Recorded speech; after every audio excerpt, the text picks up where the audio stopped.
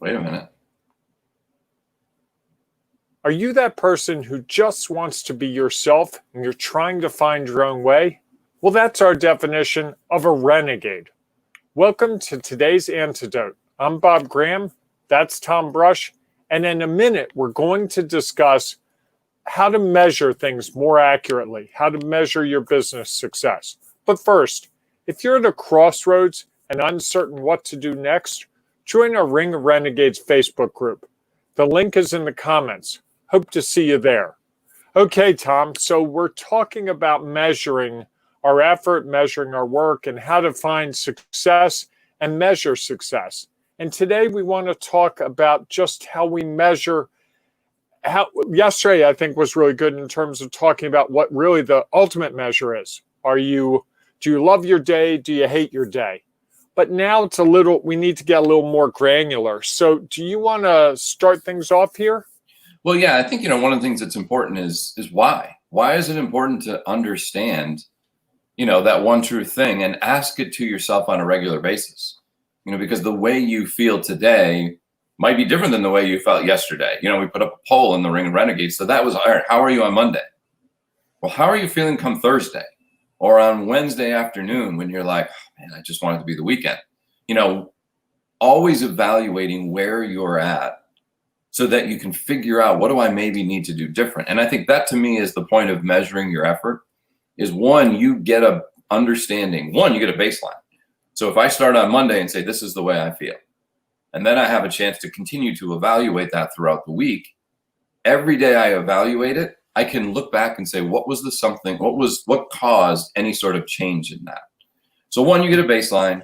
Two, the other thing you get to do is evaluate what your progress is towards whatever your goal is. That allows you to make adjustments. And then I think three, the other thing is once we understand where we are, we have the ability to adjust. So the ability to do, you understand where you are, you measure it somewhere in the middle, and then you are able to adjust and make changes to ultimately try to reach your goal.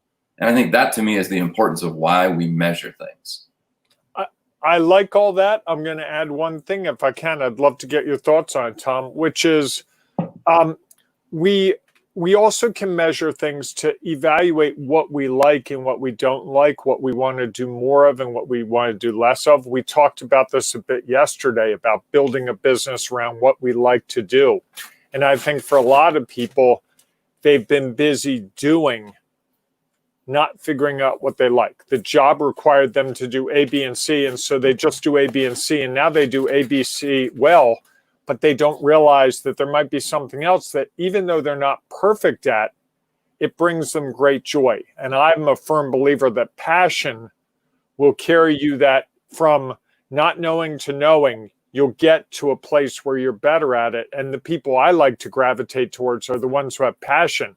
They may not be the best at something, but they really love it. And you can just see it from the moment you start talking to them.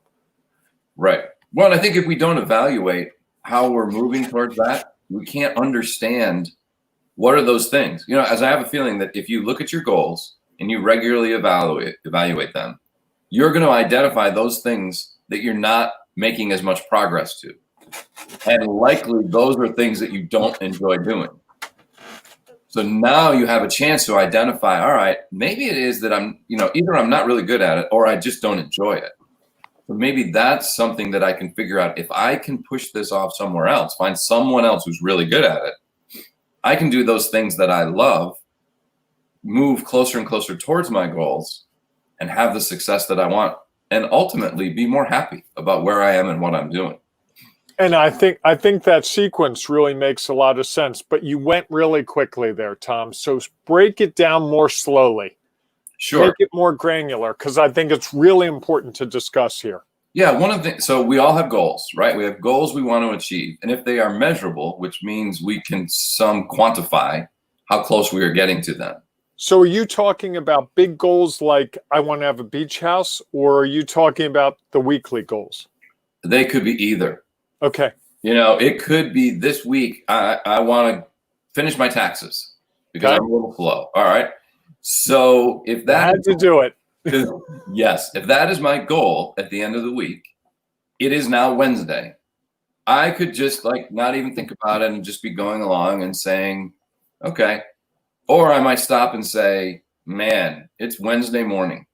If I haven't even started, how am I ever going to get there? And so I go through the week and fine, I don't accomplish that goal or I don't make more progress. And I set it as another goal.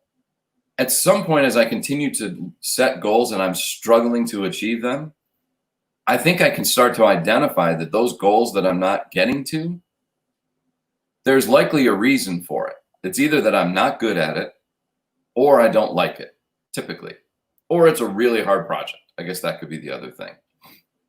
And usually when we're not really hard, just to jump in, really hard, or I don't have the resources to easily accomplish it, because I find a lot of people, that's what gets me stuck sometimes. Like, right. I'd love to do Facebook ads. July 4th weekend, we've been talking about that. There's a bridge between what I know and what I need to know.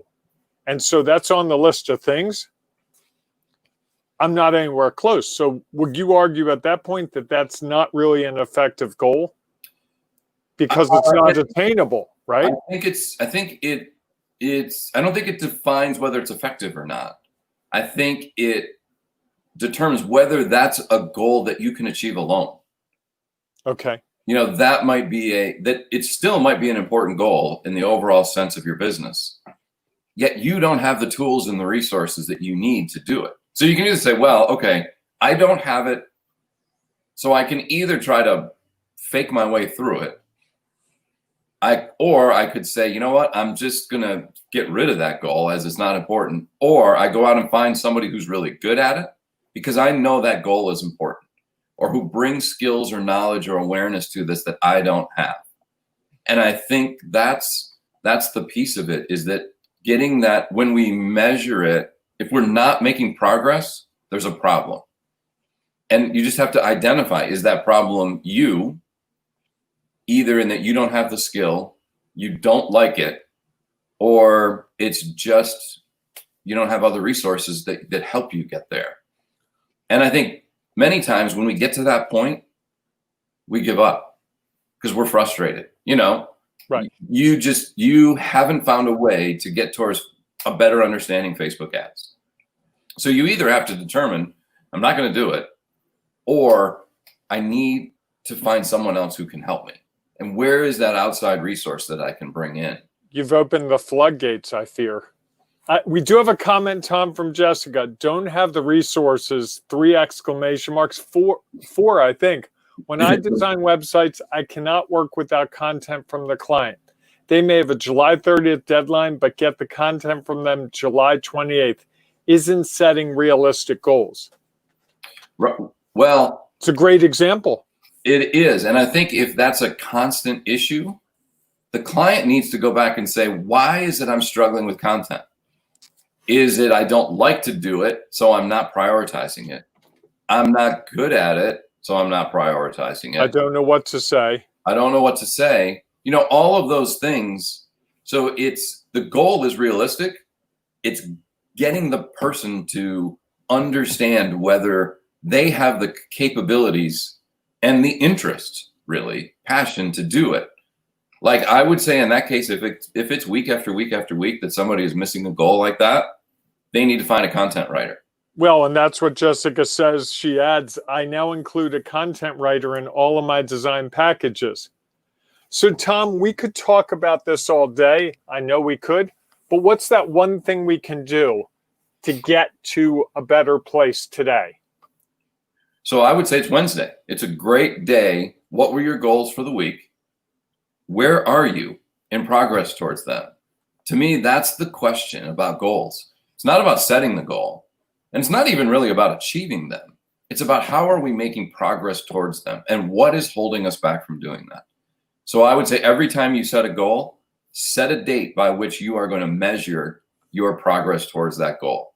And that will help you figure out what is the issue of why I'm not making progress. I like that. I would add another way that might help that is to share those goals with someone else. because then you have that when the person checks in with you on Wednesday and says, how are you doing? You have to be honest. And that really, to me, drives success. So, Tom, with that, I think it's time to close the book on this episode. We were trying to get under 10 minutes. We went over slightly. Real quick comment from Tim. Progress is slow this week, but things are moving forward. Above everything else, I'm feeling better after, and I'm going to guess getting his sea legs in a new location. Correct. So, Tom, let's close the book. All right, everybody. Great episode. See you tomorrow morning at 8 a.m. Everybody have a great day, and we will see you tomorrow.